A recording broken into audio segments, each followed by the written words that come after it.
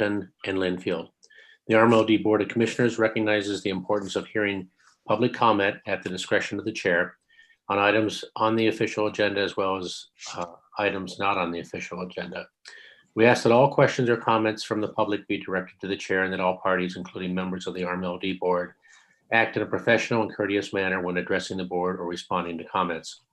Once recognized by the chair, all persons addressing the board shall state their name and address prior to speaking.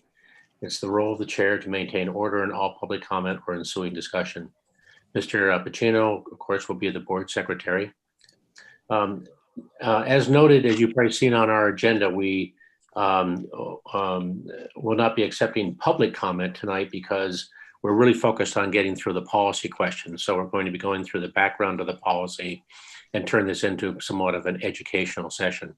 There will be time for public comment in our next scheduled meeting, which is on Wednesday, 12/16. That's our regular scheduled meeting. This meeting was pulled together pretty much last minute to basically provide some foundation for how we might think about changing our energy policy number 30. So let me just— Mr. Chair, just a quick yes, go ahead. Question for you. You mentioned stuff that's on the official agenda. Where is the? I don't have the agenda. Wasn't the agenda published? I mean, I didn't see it. No.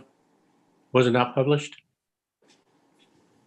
I mean, I didn't see an email with an agenda for tonight's meeting. No, I didn't. It's on the website. I thought I sent it to everyone. If I didn't, I apologize. But it was posted, yes. I'm sorry, everyone. Well, clearly that's— Phil has it. Phil has it? What was it on That's all that matters. As long as Phil has it, it's okay. Yeah, Dave, I'm sorry. I got it off the website this afternoon. You got it off the website, Phil? Okay. Yes, I did. It's on the website. Yeah, I'm sorry about that. I thought I had sent it. I apologize. Okay, Tracy. It was posted though, right? Yeah. Okay.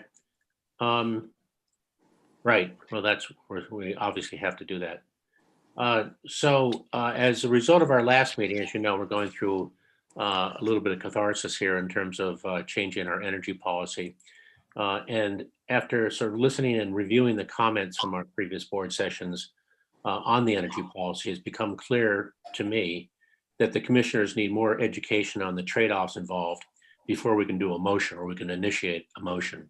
So the motion's in place, but it's going to be tabled until a later meeting. And what I'd like to do is, in conjunction with the general manager, I've laid out a three-part process, starting with tonight's 1-hour session that will provide factual background as to the impact of changes in the present policy and what recommendations may be appropriate. There will be a series of these three presentations addressing the topic. Tonight is going to cover this complicated matrix of renewable policy standards versus golden bill versus IOUs. Our later 2 weeks from now, a session will include what the cost impact or the estimated cost impact would be to our customers with various initiatives that would be may or may not be adopted. And then in January's meeting, we'll bring these to an independent consultant who deals with these issues to review what we have done and to offer guidance as to present and future alternatives. And I expect that at that time, the board will vote on an amended policy number 30. So that's sort of the process and the plan. And hopefully that will meet everyone's expectations in terms of truly understanding what it means to change this policy. Colleen, why don't I turn the floor over to you? Okay, good morning, afternoon, evening, whatever it is. So we've been working hard on this. I'm going to actually turn it over to Chuck and Greg from Integrated Resources. And again, I think, John, thank you. That was well put. We are going to try to really do a great job making sure that our board is well informed in order to make a policy decision. It is very big. So we're, Chuck and Greg are going to focus on everything tonight to try to put things in perspective. So we're all on the same page, right? And then, as John said, Next week or 2 weeks, we'll talk about cost impact. And then in January, we'll have the consultant with further guidance. You know, Chuck's got a pretty strict thing so we can stay under an hour. So if we're not able to answer certain questions or we can't answer them exactly factual, we can answer those at the next meeting on the 16th. So that we can spend the majority of the time focused on training. Okay, Chuck?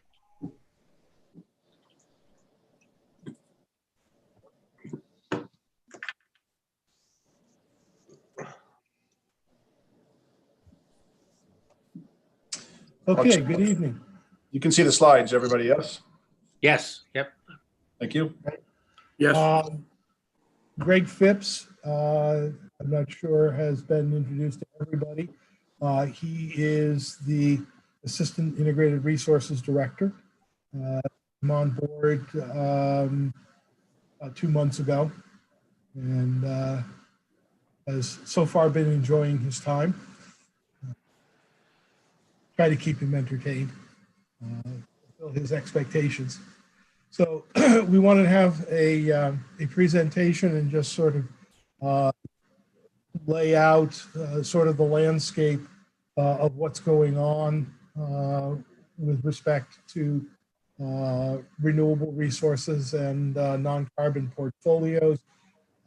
As the chair indicated, this is part of a discussion of Policy 30, which was last updated about 8 years ago. And there have been significant changes in the landscape since then, which the commission would like to address. So we're going to try and lay some groundwork down for that. So Greg, if you could the next slide, please. We will start with some very basic definitions.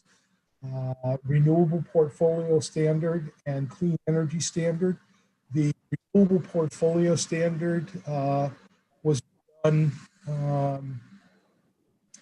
few years back. It started with utilities, investor-owned utilities being required to have 1% of their portfolio as renewable resources. Was for the first 8 years grown at 2% a year. And going forward, the standard has been. Chuck, you're cutting out just a little bit. Can you move closer to the mic or turn up the audio? I can do that.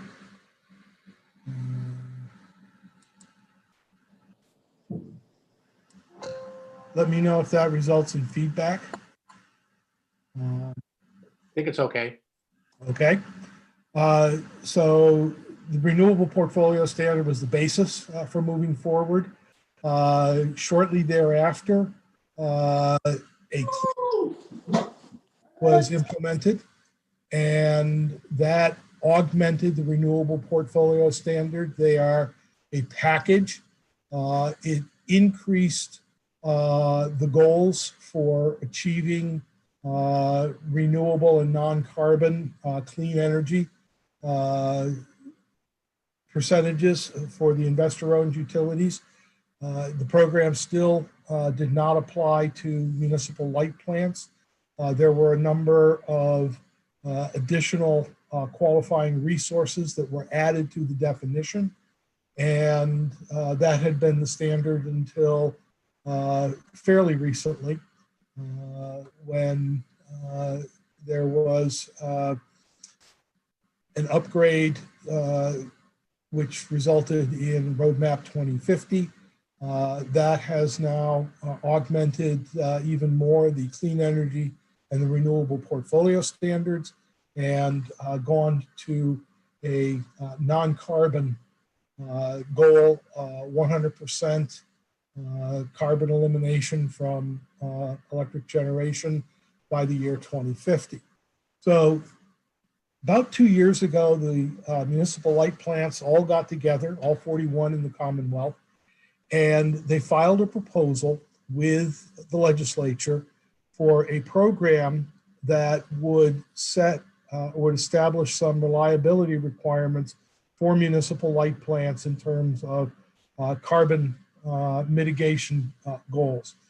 These were intended to be equivalent to the clean energy standard. This past July, there were two bills passed, H4912 and H4933. Those two bills incorporated the Golden Bill and further expanded the targets, formed the basis of Roadmap 2050. The goal at the end of the day is to be 100% non-carbon by 2050.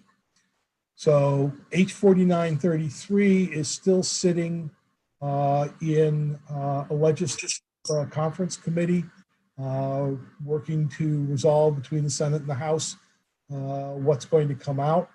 And we're anxiously awaiting the result of that conference committee so that we will be able to finalize a response to the goals that Roadmap 2050 established. But right now, the goals are that we would have a 50% carbon-free portfolio by 2030, 75% carbon-free portfolio by 2040, and at the end of the day, 100% carbon-free portfolio by 2050. So this is kind of where things stand on a legislative basis. Next up, we're going to take a look at actually what RMLD has done in terms of its portfolio management over time. This slide should look familiar. We keep augmenting it and rolling it out every 3 or 4 months. What we have on here, the dotted line, is the original renewable portfolio standard, and the brown line is the RPS goal that was the clean energy standard goal that was established for the IOUs. The golden colored line is what the municipal utilities originally proposed. Started out lower because most of them did not have compliance requirements in place. So we had proposed an accelerated development of renewable non-carbon resources. And then when we got to 2030, we would be in line with and match the IOUs in terms of what they were doing. The new line, the light yellow line that's out there, is the Roadmap 2050. The requirements are spelled out for 2030, 2040, 2050. We have filled in the spaces in between and used the 20% compliance requirements from the clean energy standard as the baseline for 2020. So this chart is a little different than what you've seen before. We have extended it from 2040 out through 2050 so that there's a better picture of what the resource portfolio looks like. Very quickly, the light blue line at the bottom is hydro. The hydro from 2041 to 2050 is our NIPA allocation. The NIPA is federal preference power. It doesn't produce RECs, but it's grandfathered. So that would be one of our first compliance efforts for non-carbon, would be the federal preference power out of the NIPA program. The next line up, the green, is the Palmer Biomass Project, subject of significant discussion of late.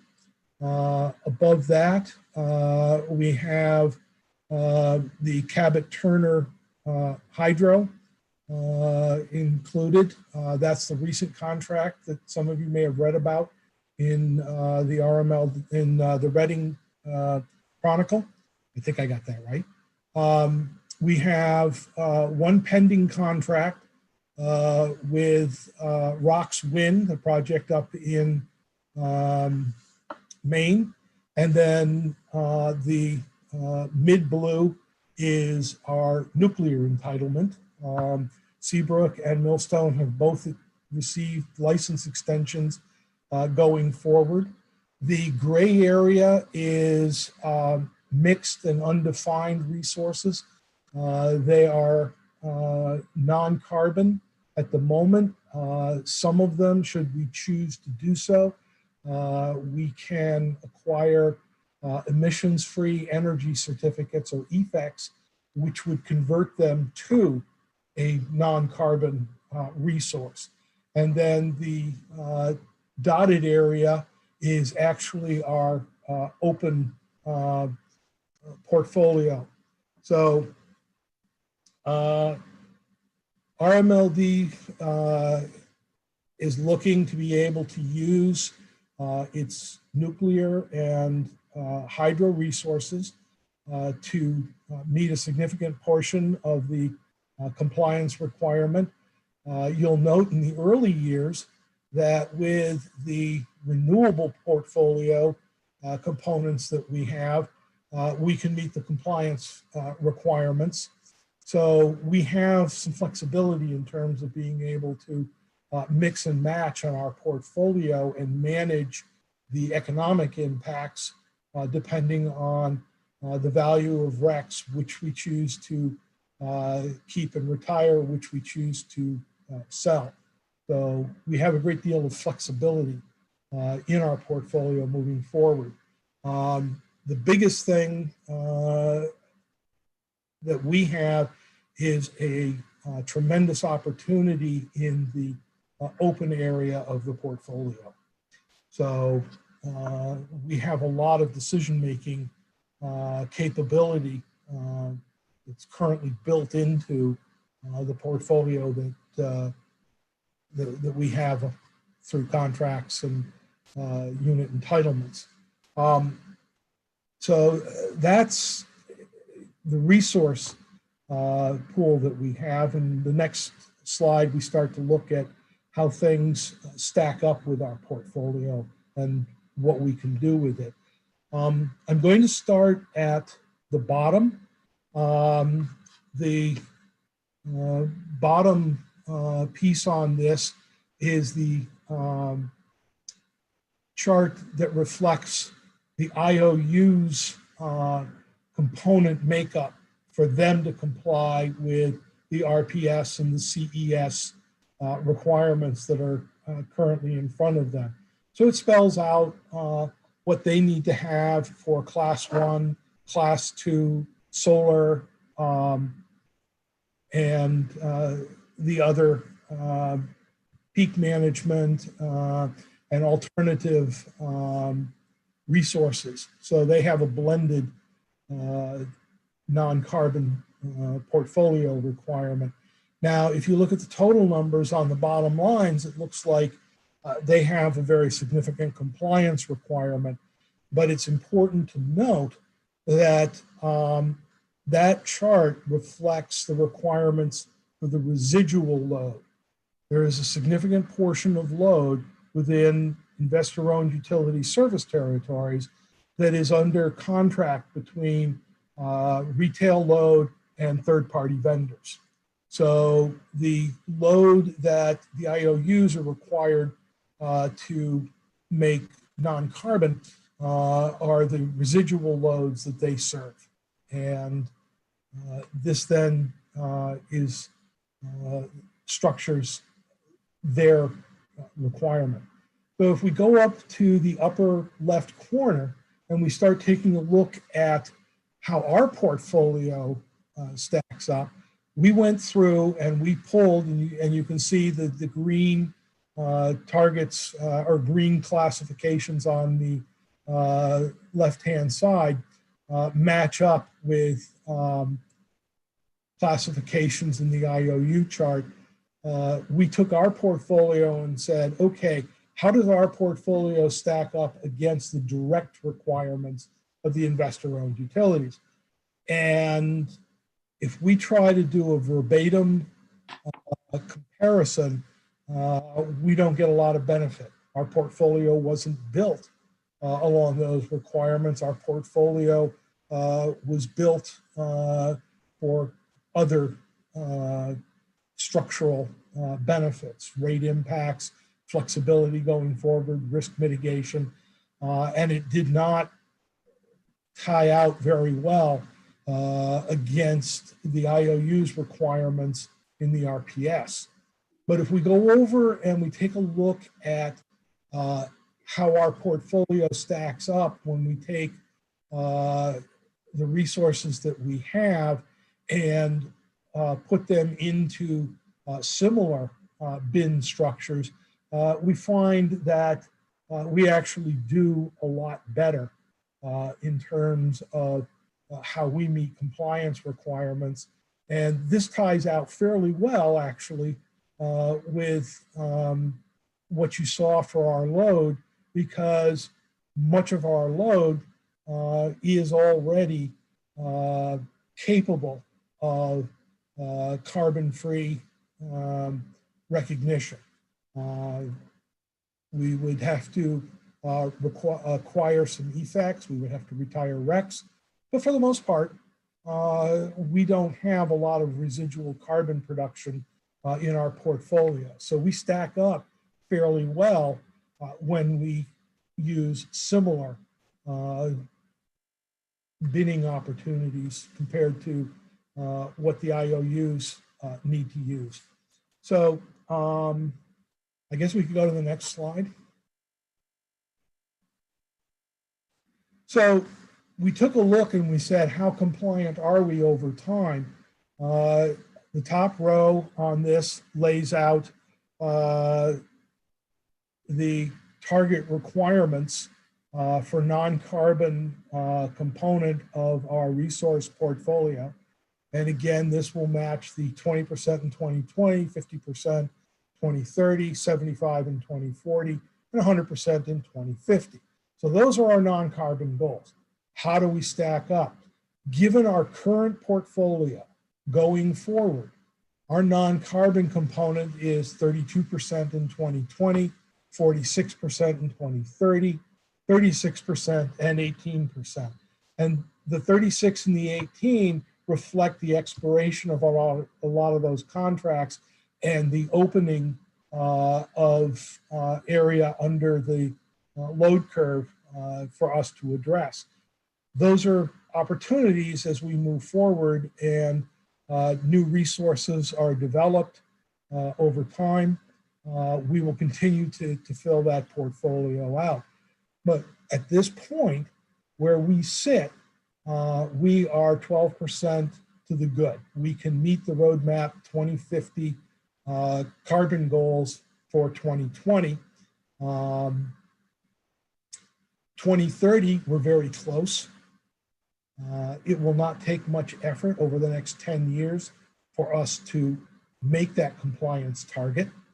And then going out, we'll have the opportunity to build our portfolio based on how technology has developed, what's available for dispatchable renewable resources, combination projects under the CPS, which would include battery storage for peak mitigation projects, and things that we can do here within our service territory for electrification, where we reach into transportation sector and the building envelope sector to make them less carbon dependent or carbon emitting. So if you take a look, what is really important here is that we are 66% carbon in 2020. That can be changed. As I said, we can get some effects and bring that number down. But more importantly, going out, we do not have a carbon-rich portfolio that we have to correct. We're extremely low carbon. The 2% represents our Stony Brook projects, their peaking units. Most of what we have is opportunity.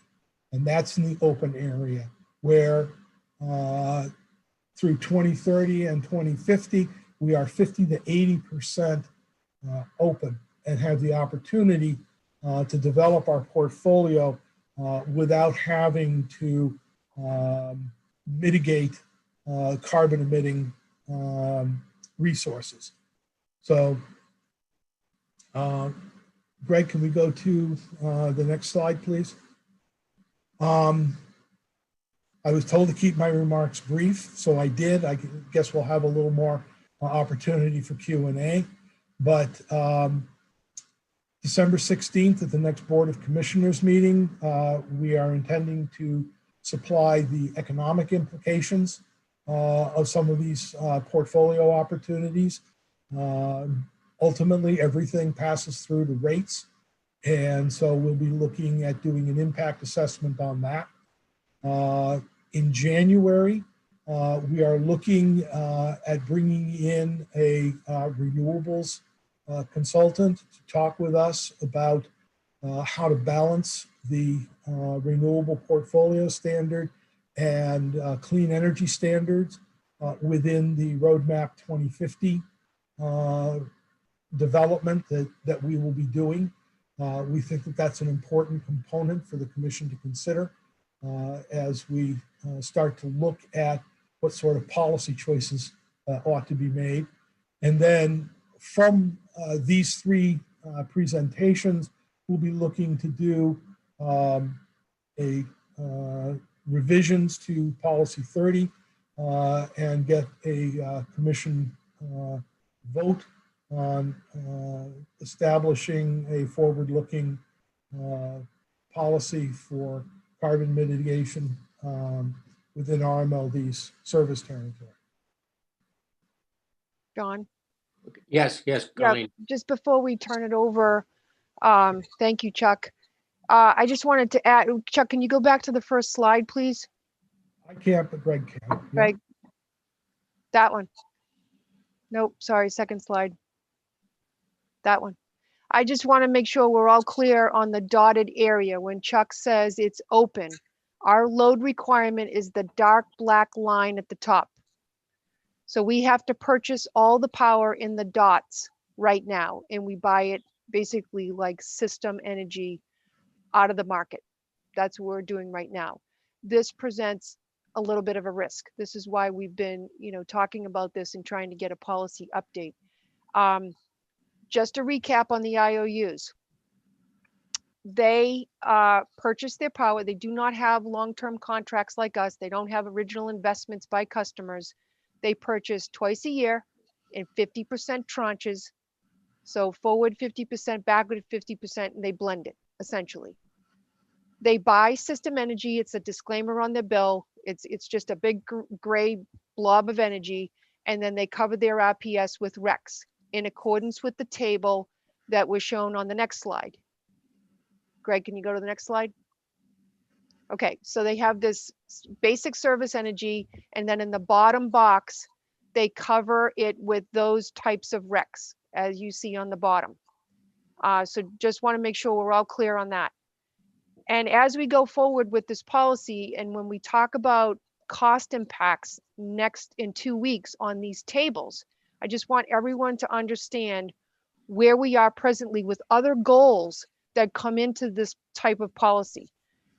We need to recognize that we have to balance the current mission statement that tells us as the RMLD to have low cost electricity.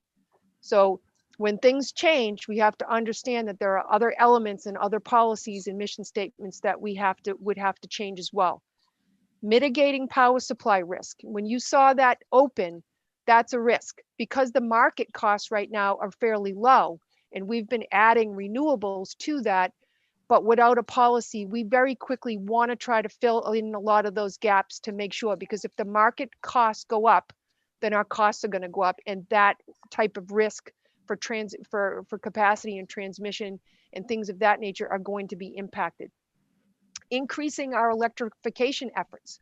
We want to do that because we've lost kilowatt hour sales over the last years due to energy efficiencies. And then the last, we want to maintain economic development through the RMLD for our 4-town customer base. That includes your residential and your commercial industrial, meaning that when we look at the cost impacts, we have to be very careful. We do economic development here. We're trying to increase our electrification, and we have to balance not losing customers who are here because we're an MLP and because we have long-term contracts and we keep the prices low. So so by reaching out to 2050 and things like that, we all know that there will be costs notwithstanding that we will have to increase by. But I think we want to take a very good look at all of the things that I just told you that we have to keep in mind when we're making the decision. So we will include those things that I just talked about 2 weeks from now when we talk about the cost impact. So everyone has a clear understanding what those are going to be and everything that it impacts, including the 3 other towns aside from Reading. That was all I had to say. Thank you, Colleen. Sure. I'd like to open the floor to the Board of Commissioners right now. Anyone on the board care to make any comments or have any questions? Hi, John. It's Bob. Yes, Bob. Quick question, Chuck. Understanding that system energy is going to change over the next 30 years, right? That by default, it's going to become more of a renewable resource. How does that? I know you're not. Doesn't seem like you're managing that into the calculation. I don't know how you could at this point because it's just a number. But what's your thought on that? Well, we use a number of agents to help us locate power supply resources. One of the most important for us is Energy New England, ENE, where we are a member. And in fact, we recently rejoined the board of directors there because that is an important resource for us, and we want to have a say in how they go about looking for things. They are networked very well. They have brought us, I think, the last 4 contracts that we have seen for renewable resources. Those are the type of resource that primarily we're looking at. We also have a principal vendor, NextEra, the world's largest renewable resource generator, and they're always bringing us opportunities to look at. And then we have a number of smaller generators or companies throughout New England that are bringing these to us. So the opportunities that we tend to be looking at right now are renewable long-term deals, whether it's wind up in Maine, renovated hydroelectric facilities throughout New England, as we just did with the Cabot Falls contract. You saw the gray in the early years. That is part of a risk mitigation strategy that we have called a transaction financial annex, where we watch market prices. If they fall below a certain level, we will engage a block of power to help mitigate the kind of risks that Colleen was speaking to. But those tend to be very short term, so we keep our longer term options open going forward. We're not seeing a lot in terms of natural gas opportunities developing. We haven't even reviewed a project of natural gas since I've been here. So we're leading that market. Yeah, thank you, Chuck. Bob, I might make just a comment, just an observation.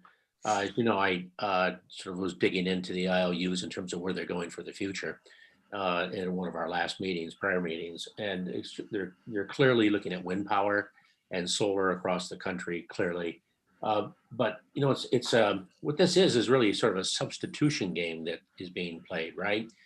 So if you take solar power and you went back 20 years, it was super expensive. If you went back 10 years, it was better. Went back 5 years, it becomes it's starting to look really good. And today, everybody loves solar. And it depends really on can that substitution occur at a faster rate than what we've been seeing for, let's say, wind. And wind's got other characteristics, like it gets better at night, for example, and so where solar drops off. So it's a nice mix and match. So the question becomes, when are those opportunities going to become available? Because both of the major IOUs are making investments in wind power, and that's great. But COVID has thrown it off. National politics has thrown some of it off. State politics has thrown some of it off. So it's what I'm suggesting is that it's hard to be predictable in terms of when they're going to be coming in. That's just my observation. Doesn't just from the things that I've seen over the last year or 2 years. But you actually work for one of the IOUs. So what's your perspective? You're absolutely right. But that's the driver, right? They're driving the bus. And that market that we're playing in is going to become much more renewable, rich market as you buy in it. It's just by default. So the munis will be buoyed as time goes by that market. We're going to be in there, and I don't know how to put that into a percentage on Chuck's chart. That's right. Impossible at this point. So I think even though it shows us, way down in that gray area being vast, that obviously that's not going to be the case in the future, but you have to draw it as it is today. So I didn't know if Chuck had. Sure. We used to use a phrase, a rising tide lifts all boats, right? So that's correct. That's exactly right. Right. I think, Robert, part of the answer, we've got 2,000 megawatts of wind power sitting offshore waiting for approval. That will have an impact on us, even if we aren't participating in the project, because once that comes online in 2024, 2025, it's going to drive the REX price down from about $45 a megawatt hour down to about $7 a megawatt hour. So that will decrease the cost to us of retiring REX going forward.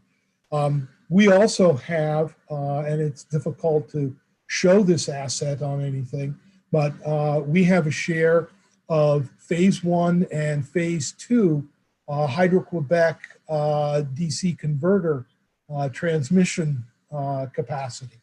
And as we move forward into the future, and Quebec is looking to provide 98% non-carbon energy down into New England, we have the transmission capability to bring that to RMLD. So that's an opportunity that is out there. We're just waiting for it to evolve a little bit, mature, if you will. So there are things out there that are going to grow. It's not that the risk is the projects are all taken and developed and what are we going to do? It's that these opportunities are going to evolve over time. We have two that we worked on recently, which are blends, again with NextEra, but the Chariot Solar project, we have signed a contract with NextEra for essentially a fixed block, a 24/7 block of power. The central part of that block is solar, and NextEra is guaranteeing nuclear to fill it all in, so that we have a 5 megawatt block of power. What solar doesn't produce within that block, we'll get from nuclear. So it's going to be a composite, but it's going to have some reliability benefits, capacity offsets, and compliant with Roadmap 2050. So I see that opening more as opportunity than challenge, but I'm going to be retired long before Greg has to fill it. Comments from any other commissioners, please? Yeah, Mr. Chair. Yes, Dave. Thank you for that, Chuck, for that presentation. I think the part that I would hope to see a little bit more of is, what do the ratepayers actually want, and what do they want us to do? What do they want in terms of clean energy and how it's defined. And that would include our biggest customers. We cite the need to keep things inexpensive all the time, and I get that. But I'm not sure, because I haven't seen data that ratepayers don't want them to be cleaner than they are, even if it costs a little bit more. And also, when things cost more, the economics change where you're more incentivized to conserve, so your bill might not actually be much higher. And then because of electrification, it doesn't really change our load profile, and our load profile still might go up because more people get electric cars and heat pumps and things. So, where I get concerned, where in pursuit of we must be inexpensive all the time, we end up, lobbying for and financing, a highly controversial wood and gas burning plant in a downtown neighborhood in Springfield, and lobbying for language in a House bill to make that be called renewable and non-carbon. And we've mentioned the House bill here, but not the Senate version, which would not allow it to be so characterized. So when we feel so compelled as an organization to push for that kind of characterization of that kind of plant, I feel like maybe that's where the conversation needs to be happening with the ratepayers and with the board of, hey, what do we really want here? What are we really doing? What is our policy? So the conversation, thank you for having more meetings. But that's kind of, I hope that made sense. Dave, I think that makes a total sense. It really gives sort of the flip side of what we're trying to do, and I really appreciate that. Just 1 second, Colleen. I think that to find out what consumers want. I mean, as well as I do what you have to do. You have to run surveys. You have to do testing. You have to find out that's costly. Takes time to do. I'm not saying we shouldn't do it, but if you get back in. By the same token, if you get back answers you don't like, then right? No, sure. You have to accept those, right? I mean, as you can imagine, our industrial customers will go, "My God, I use huge amounts of electricity, and it really impacts my product costs, my everything in my area. And if I decide to move, well, that's just one element of what is a nail in a coffin for them. They move, we lose a lot of jobs, and then everything starts crumbling, if you know what I mean." So you have to be very careful. But I agree with you. There could be a flip side to how all this plays out, and that's why I think that we need to be focused on it. And just to follow up real quick on that, and I've heard that sort of line of argument stated in our meetings a number of times. What I haven't heard is our actual industrial companies, especially our leading one, Analog Devices, come out and say, "Yep, I want you to fund and finance a biomass plant in a downtown city." Because I want to save a few dollars on my electric bill. I mean, if the industrial customers were actually saying that, then that would, mean something to me. But I haven't heard them saying that, and I would have a hard time saying that would be where they would come from. That they may have mission statements that, in fact, want them to be more sustainable and renewable meaning true renewable, where it's not just burning gas and wood, trucked down 100 miles down the Mass Pike.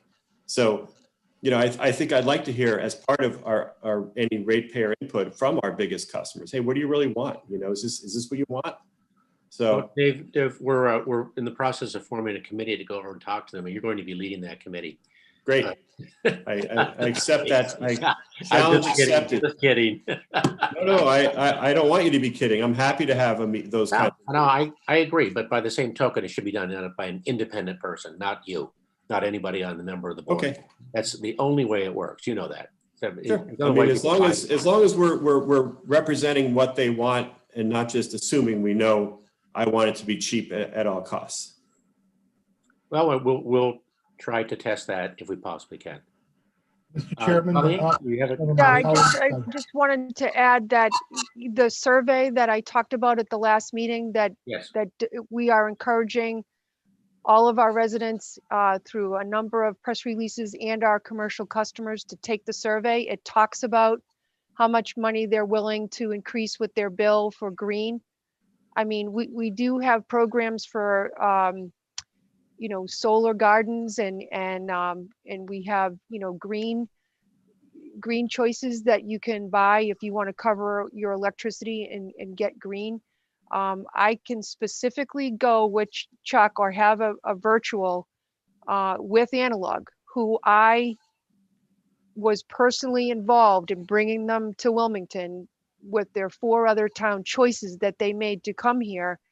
And at that time, which was 6 years ago, was significantly based on our low MLP rates compared to the IOUs. I mean, that was at the time. And you make a good point, Dave. So when I go back and talk to them as part of this survey, I will get input on that specifically and bring it back to you. But yes, we obviously can't meet with everybody, especially because we're still in virtual COVID, but please encourage everybody you know to take that customer survey. It's on the website right now.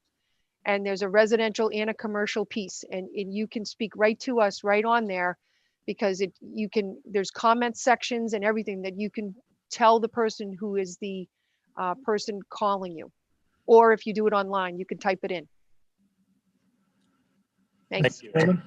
Yes, go ahead, Chuck.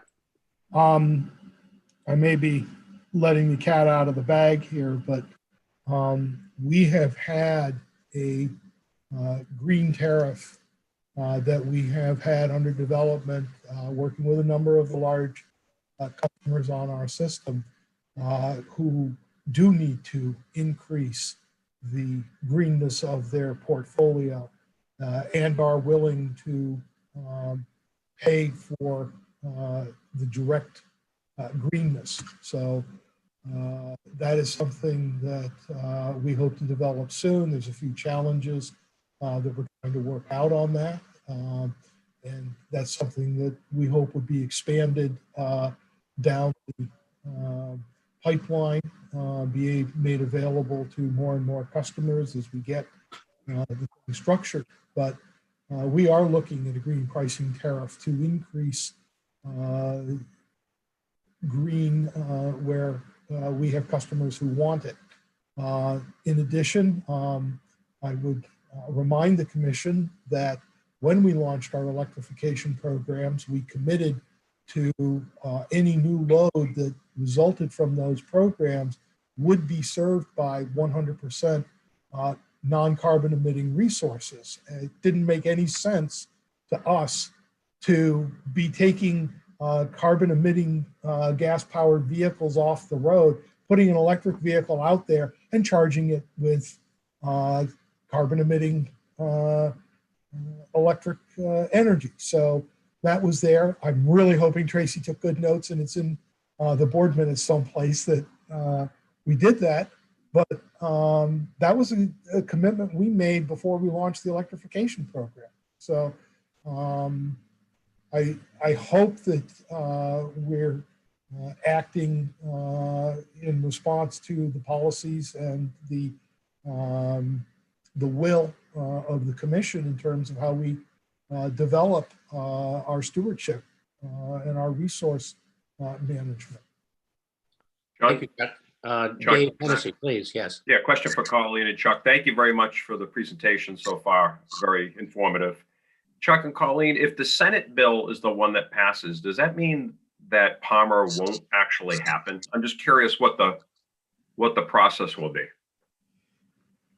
Well, what's happened, and the reason that there's a conference committee, is that the House and Senate did not pass matching bills. So they take a pile of the bills that they each passed and they exchange them and they compare what's in those bills. The Senate will look at the House and say, absolutely not, certainly a must-have, and let's talk about it. So there's 3 piles that the Senate produces from the House bills. The House does the same thing. They take the Senate bills and go through that. I am not well acquainted with the bills through the Senate because the Golden Bill was a representative chamber issue. So we followed that one. But what the conference committee is going to do is determine what gets accepted, and then that pile of accepted legislation goes and gets signed by the governor. Now, the governor has already, at least with Roadmap 2050, made some sidebar letters and some direction that he provided to his administration in terms of how he wants things defined and how he wants things carried out in order to comply with that. But I don't know what's in the specific Senate bills that are being referred to and what those will result in as an outcome. And Colleen may be able to speak to what the governor has done with pending legislation in terms of side letters and directives to his administration. Are there any other questions from members of the board? If not, I'd like to have a motion for adjournment. And as I mentioned before, we will accept in our next meeting public comment. I'm sorry about it tonight, but this was a special session to basically just get some of the facts out there. We'll augment that in our next meeting. And I hope you all can make it. And so let's move forward. I just want to make sure that Tracy uploads this to the website, if you could, since it was. Yeah, can someone send it to me, please? I haven't seen it. Okay, Greg can send it to you because it Tracy, was a lot going through the percentages. Those were really pared down to some huge sheets that we were working on. So sorry again, last minute, but we'll post them tonight. Mr. Chairman, a couple other information items. I'd like a copy of the present policy. And I know Mr. Talbot made some adjustments. If that could be forwarded to the commissioners also would be great. Yes. Tracy, could you please do that? Thank you. With that, I'll move to adjourn, Mr. Chair. Great. Could I have a second, please? Second. Thank you. Okay. We'll go roll call vote. Mr. Stempak, aye. Mr. Pacino, aye. Okay. Very good. Thank you very much, everyone, for attending tonight.